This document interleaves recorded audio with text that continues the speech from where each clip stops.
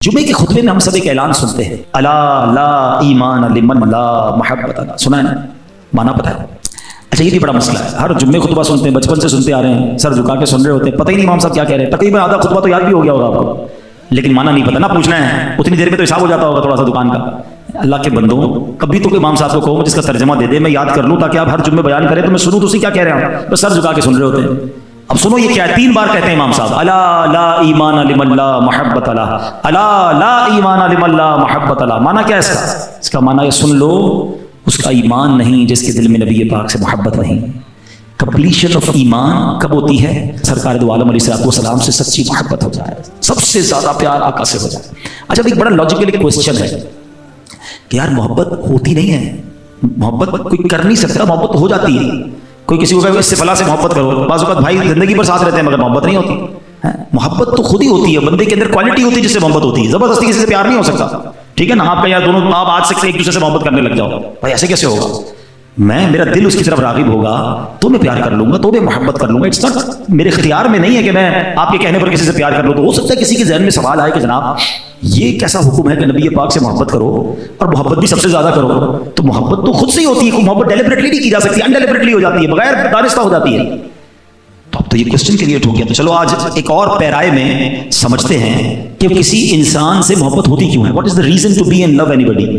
کوئی نہ کوئی وجہ ہوتی ہے نا۔ تو علماء نے اس کے 3 ریزن بیان کیے ہیں، اور لاجیکلی ریزنز ہیں کہ یا تو وہ بندہ بڑا حسین ہوتا ہے، انسان قدرتی طور پر حسین لوگوں کی طرف مائل ہو جاتا ہے، یا تو وہ حسین ہوتا ہے، اچھا حسین نہیں ہے، نارمل سا چہرہ ہے مگر ہے بڑا باکمال، اسپیشل، عام لوگوں سے ہٹ کر ہے۔ اب یہ جو نارملی فٹ بالر تو کرکٹر اور پتہ نہیں اسپورٹس مین یا گلوکار اور عجیب عجیب لوگ ہوتے ہیں، ان کا چہرہ شاید خوبصورت نہیں ہوتا بعض اوقات، لیکن ان کا کمال، ان کی اسپیشلٹی ایسی ہوتی ہے کہ کروڑوں لاکھوں لوگ ان کے دیوانے ہو جاتے ہیں۔ تو دوسرا ریزن پتہ کیا چلا کہ ایک تو حسین سے پیار ہو جاتا ہے یا ایک باکمال سے ہو جاتا ہے۔ اچھا تیسری ایک اور کیٹیگری بھی ہے کہ باکمال بھی نہیں ہوتا، حسین بھی نہیں ہوتا، لیکن اس کے احسان بڑے ہوتے ہیں، وہ کیئرنگ بہت ہوتا ہے، وہ خیال بڑا رکھتا ہے، بندہ کہتا ہے نہیں یار یہی میرا سب کچھ ہے، یار جب موقع آتا ہے یہی کھڑا ہوتا ہے، پیار ہو گیا، اس سے دل لگ گیا۔ It means there are 3 reasons, یاد رکھیے گا کہ 3 وجوہات میں سے کوئی بھی ایک وجہ ہو تو انسان کا دل جو ہے اٹریکٹ ہو جاتا ہے اور وہ اس کی محبت میں گرفتار ہو جاتا ہے۔ اچھا مجھے اور آپ کو یہ کہا گیا کہ محبت بھی کرنی ہے اور اتنی کرنی ہے کہ سب سے زیادہ کرنی ہے، اور میں انسان ہوں، میرا دل تو ان 3 چیزوں کی طرف کھنچتا ہے۔ اب آؤ ان تینوں چیزوں کے پیرائے میں ہم دیکھتے ہیں کہ جناب رسول اللہ صلی اللہ علیہ وسلم ان 3 کیٹیگریز میں ان کی شخصیت کیسی ہے۔ سب سے پہلے بات کرتے ہیں حسن کی، حسین کی۔ اللہ اکبر، اگر کسی حسین سے پیار کرنا ہے تو بتاؤ میرے آقا جیسا حسین تو اس کائنات میں آیا ہی نہیں ہے۔ بات چلے حسین حسن کی بات تھوڑی دیر بات کرتے ہیں نا، تھوڑی دیر بات کرتے ہیں۔ پہلے تو یہ کہتے ہیں کہ چلے دنیا میں جتنے حسین ہیں، آپ کسی بھی حسین سے انسپائر ہوتے ہیں، ایڈمائر ہوتے ہیں، سب سے زیادہ انسان دیکھیں میں اور آپ خوشبو لگاتے ہیں، کیوں لگاتے ہیں؟ میرے پسینے میں، آپ کے پسینے میں ایک اسمیل ہے، ہم چاہتے ہیں یار یہ پسینہ جو ہے نا کسی کو تکلیف نہ دے، یا تو مجھے نہ دے کسی کو نہ دے۔ جس بھی حسین سے تم پیار کرتے ہو نا اس کے پسینے میں بو آتی ہے، اور میں جس حسین کی بات کرنے آیا ہوں اس کا پسینہ مشک سے زیادہ خوشبودار ہے۔ اور یہی بات اعلیٰ حضرت کہتے تھے، کیا مہکتے ہیں مہکنے والے ہیں، مہکتے بھی کیسے ہیں کہ بو پہ چلتے ہیں بھٹکنے والے۔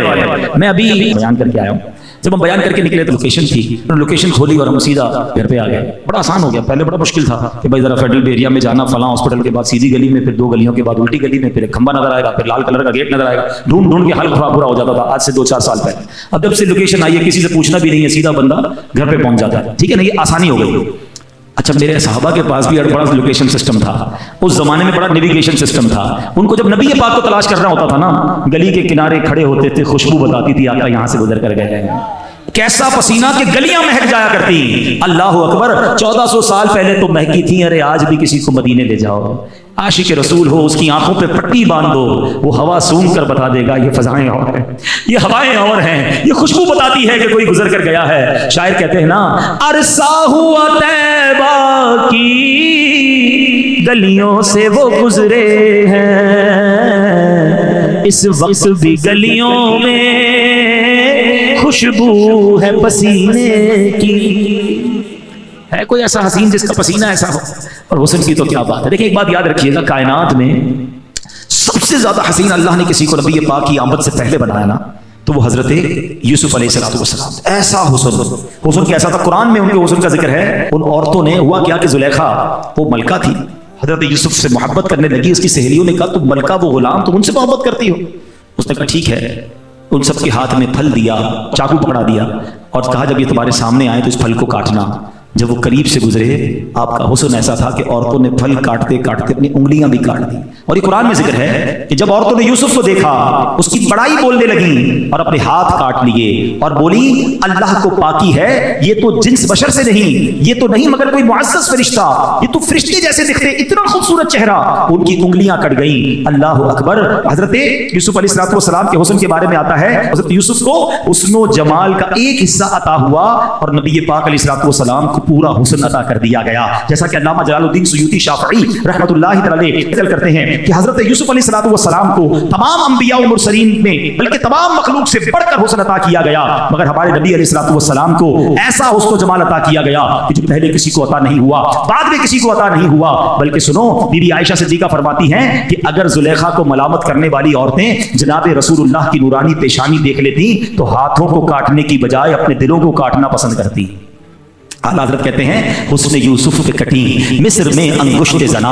اب یہ اس شعر کی خوبصورتی تو ایسی ہے کہ شاید میں پورا بیان ہی اس پہ کروں تو سمجھ نہ آئے اور نکل جائے گی بات, لیکن اشارہ کر دیتا ہوں. آپ کہتے ہیں حسن یوسف پہ کٹی مصر میں انگشت زنا, سر کٹاتے ہیں تیرے نام پہ مردان عرب. یا رسول اللہ آپ کی شان یہ ہے, یقیناً حسن یوسف کمال کا تھا کہ عورتوں نے, مصر کی عورتوں نے اپنی انگلیاں بے ساختہ کاٹ لی. ذرا سمجھیے گا شعر کی خوبصورتی کو, جو شاعری کو سمجھتے ہیں ایمان تازہ ہوگا, اعلیٰ حضرت سے محبت بڑھ جائے گی. آپ کہتے ہیں حسن ایک کیا چیز ہے, حسن ہے. کس کا ہے؟ یوسف کا ہے. کاٹی نہیں, کٹ گئی انڈیلیبریٹلی. کیا کٹی؟ انگلیاں. کس کی انگلیاں؟ عورتوں کی. عورتیں کدھر کی تھی؟ مصر کی. 6 سے 7 باتیں آپ نے بیان کی ہیں, ان باتوں کو سامنے رکھیے گا.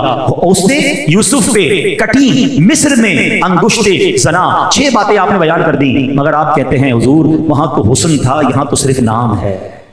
دیکھ کر انگلیاں کاٹی نا, یہاں نام پر, اور کٹنا اور ہے اور کٹانا اور ہے. ایک بار کٹنا اور ہے, بار بار کٹانا اور ہے. ادھر عورتوں نے کٹائی, ادھر مرد کٹا رہے ہیں. ادھر انگلیاں کٹوائیں آقا, ادھر تو سر کٹا رہے ہیں. وہ مصر کی عورتیں تھیں, عرب کے مردان عرب ہے.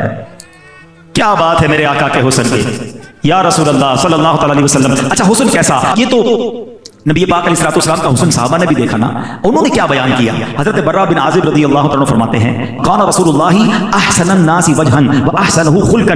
آپ کہتے ہیں نبی پاک تمام لوگوں میں خوبصورت ترین اور سب سے اچھے اخلاق کے مالک تھے. اللہ اکبر. بی بی عائشہ صدیقہ رضی اللہ تعالی عنہا آپ تو گھر میں ہی ہوتی تھی نا, نبی پاک کا چہرہ دیکھ کر فرماتی کہ میرے آقا سب سے زیادہ خوبصورت اور خوش رنگ تھے. مزید فرماتی لم یصف واصف قط الا شبہ وجهہ بالقمر لیلۃ البدر. کہتی جس نے بھی آپ کی توصیف بیان کی اس نے آپ کو 14ویں کے چاند سے تشبیہ دی. وکان عرقہ فی وجہہ مثل اللؤلؤ. کہتے ہیں آپ کے پسینے کی بوند آپ کے چہرہ انور میں یوں معلوم ہوتی جیسے موتی کے دانے ہیں, جیسے موتی کے ٹکڑے ہیں. اللہ اکبر. ایسے نبی پاک حسین و جمیل ہیں. حضرت کعب بن مالک فرماتے ہیں وکان رسول اللہ صلی اللہ علیہ وسلم اذا سر استنار وجهه حتى كانه قطعه قمر. جب رسول پاک خوش ہوتے تو چہرہ انور خوشی سے دمک اٹھتا, یوں معلوم ہوتا جیسے چاند کا ٹکڑا ہے.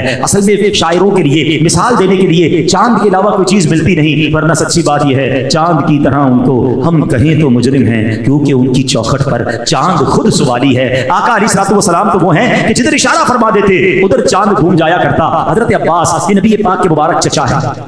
آپ کہتے ہیں حضور میں ایمان جب وہ لائے نا بعد میں, تو خود کہتے ہیں کہ حضور بات یہ ہے کہ جب میں ایمان لایا, میرے ایمان لانے کی ایک وجہ یہ بھی ہے کہ میں نے آپ کو بچپن میں جھولے میں دیکھا تھا, آپ جدھر اشارہ کرتے تھے چاند اس طرف چلے جاتا تھا. بڑی لاجیکلی بات سمجھیے گا.